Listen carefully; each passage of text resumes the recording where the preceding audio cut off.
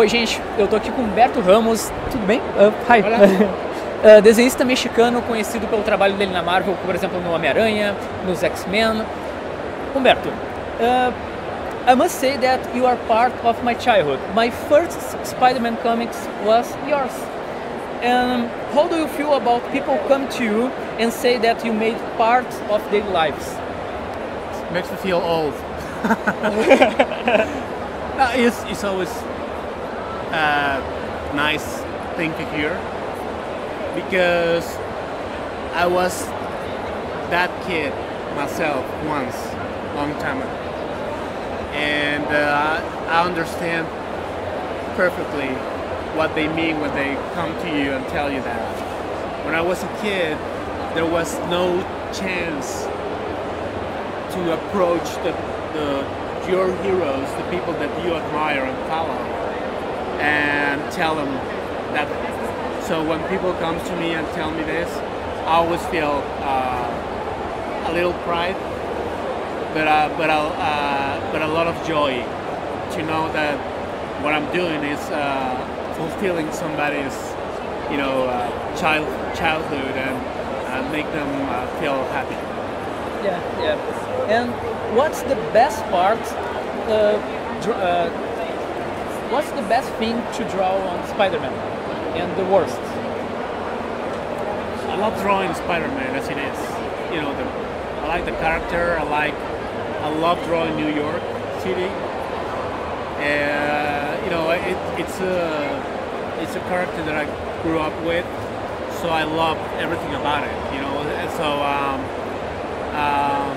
what I don't like, I don't know. I guess the webs, maybe No, not really. Sometimes it's a little overwhelming because of deadlines. That would be the only thing that bothers me at some point. But beside that, I do enjoy every single day when I work with Spider-Man. Peter Parker started like a regular guy without money, and then he was married, he got rich. He will never be the same guy again. How do you see this evolution on comic characters? Well, it's something that it has to happen, because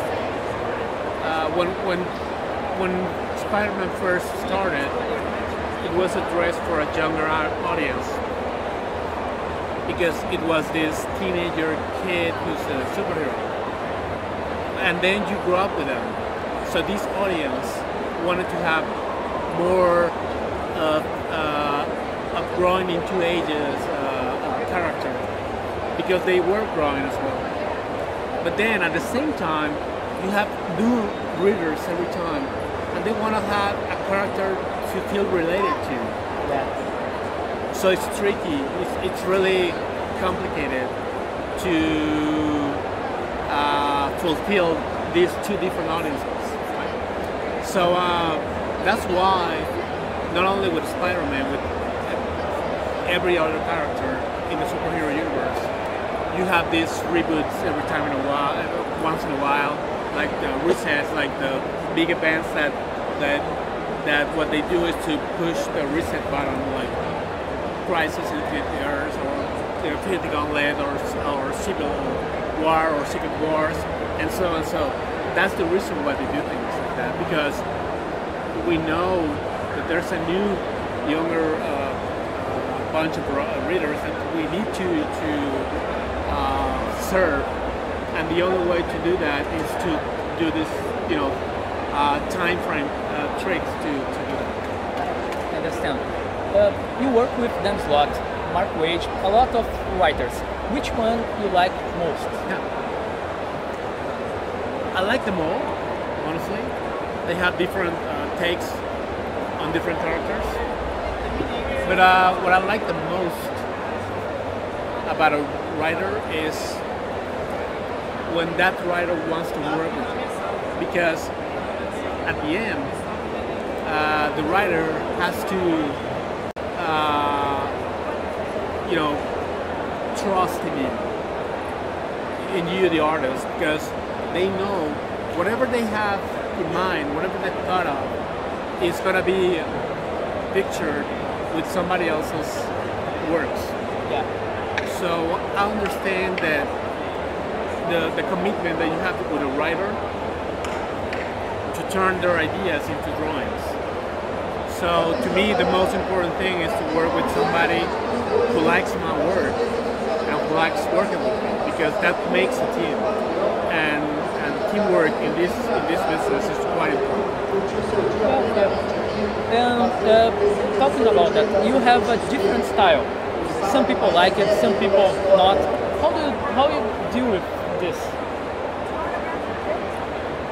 That's my answer. You know, there's. I love your style. I don't really pay much attention to it in either way, because you can. I know I'm not the best penciler ever, like some people say, but I also know I'm not the worst, like some people say. So I try to stay away from forums and message boards and Twitter, you know, like discussions about my work, because it doesn't really add nothing to my work. I know that I have to. There's only one person in this world, one that I have to please, and that person is my editor. If he's happy with my work, he knows better than me, and he knows better than most fans, you know. So if he's happy, it's because of something, and he can see beyond our personal likes or dislikes. So you know, if he's okay with what I do, it means that we are okay, and happily, most people will like my work, and I know some that won't like my work, and some that they don't even like me, and they don't know me, but they still You are a nice guy. like hating me, but I don't really care. So so when people ask me about it, it's like, you know, I am a fan of things as well, okay? And there are artists who I like their work, and there are artists who I don't like their work. Right?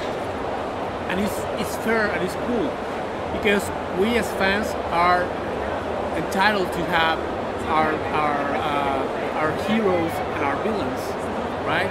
So there's some artists that everybody loves. Everybody loves their art, and I don't like their art. I don't have to like their art, because that's what makes you a fan of something, you know. So that part I get it, no problem. So when people say I don't like their works, like, oh wait, thank you for telling me that. I wish you liked it, but if you don't like it, it's okay still. Okay, perfect. One last question. I have almost 60,000 followers in my YouTube channel, and I asked them on Facebook which question I would ask for you, and it's almost everyone want me to ask you. Sorry, I don't mean to offend you. All right. We are not used to it here in Brazil. Why you charge for the signature? Okay, that's a good question.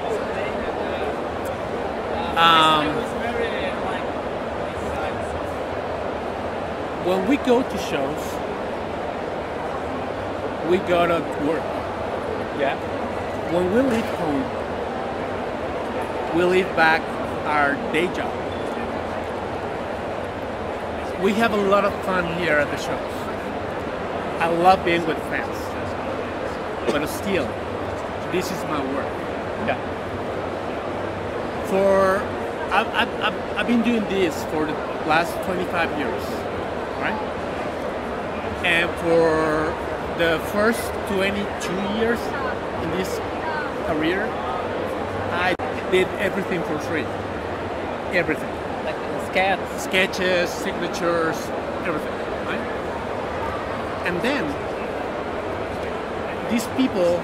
some people who ask for my free signature or my free sketch, then they go to places and they sell it in twice, thrice, whatever money, all right? And that's okay. I'm not against it. I believe that everybody is entitled to earn money. If you earn money from my work, that's great. That's amazing. That's a good thing. So I think it's fair that I get some money from my work, and my signature in my sketches are part of my work as well, right? And that's why at some point, because of many things that happened, I decided to start charging for my signature. And I don't get offended. Like people here, most people say, yeah, okay, this is what it costs, and they pay, and there's no problem. But there's been people here, not only here in Brazil, but in many other shows, that when they know that I charge for signatures, they say like, well, no, thank you. And it's no, I don't get offended. And I shake hands and we smile and we talk, and there's no problem. That's part of the business. You are really kind with those fans. I try, that's part of. Let me give you an example. Of course. When I got here on Thursday, I had a red-eye flight, so I flew all night, and I got to Brazil at 7 a.m. I went to the hotel, I freshened up, and I came here. People don't know that, all right? They don't know that I haven't slept. I hardly sleep through the flight. And they don't care, and they don't need to care. What they did for me is to be here, be happy, be friendly, and be able, be available for me. That's part of my job as well. And I really get a lot of joy by being here at shows and that. And but that doesn't mean that I don't respect my job. And this, what I do here, is my job as well. Because then you'll go to Instagram or whatever, social network, and you'll show, oh, this is what Humberto did for me. And I hope what I did, was something that was worth showing, So I understand that what implies when I draw for somebody at a show. So all of this is part of my job, and that's why taking my job seriously, yes, I charge. I understand everything. Mr. Ramos, you are a very kind person. Thanks, sir. Thank you so much for your time. And bye, guys.